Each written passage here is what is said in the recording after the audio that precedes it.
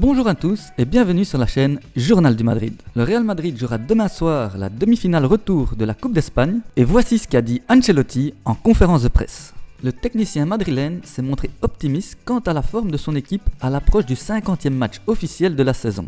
Il a souligné la motivation et la bonne condition physique de son groupe, ainsi que l'ambition de décrocher une nouvelle finale. Concernant l'enchaînement des matchs, il a reconnu que le football d'aujourd'hui était bien différent de celui de son époque, avec une intensité physique accrue et un calendrier bien plus exigeant. Gérer la récupération des joueurs devient un défi majeur pour le staff, surtout avec les nombreuses blessures qui affectent l'effectif. Au sujet de la finale de la Coupe du Roi, l'entraîneur a laissé entendre que plusieurs options étaient possibles pour le poste de gardien, notamment Lunin et Courtois, tout en plaisantant sur l'éventualité de faire jouer Fran Gonzalo en cas de nécessité. Dans cette optique, il a également évoqué la situation d'Alaba en bonne condition après avoir joué avec l'Autriche, mais dont la gestion physique doit être prudente afin d'éviter un risque de blessure. Concernant les jeunes talents du club, il a évoqué Hendrik, un joueur dont il est très satisfait et à qui il tente de donner du temps de jeu dès que possible. Il a rappelé que l'histoire du Real Madrid montre que de nombreux titulaires actuels, comme Vinicius, Rodrigo ou Valverde, ont dû attendre leur moment avant de s'imposer. Enzo Alves, quant à lui, a également attiré l'attention du coach, qui s'est remémoré avec émotion une photo prise avec lui en 2014 lorsqu'il était enfant. Il a exprimé sa joie de voir le jeune attaquant progresser, soulignant l'excitation du club autour de son potentiel. Sur le plan du jeu, il a reconnu que le Real Madrid était cette saison plus efficace offensivement, mais moins solide défensivement en raison de blessures importantes. Il a expliqué que les matchs sont toujours très disputés et qu'il est parfois difficile de les tuer rapidement. Il a également souligné que motiver constamment l'effectif était un défi, tant le calendrier chargé mettait les joueurs à rude épreuve.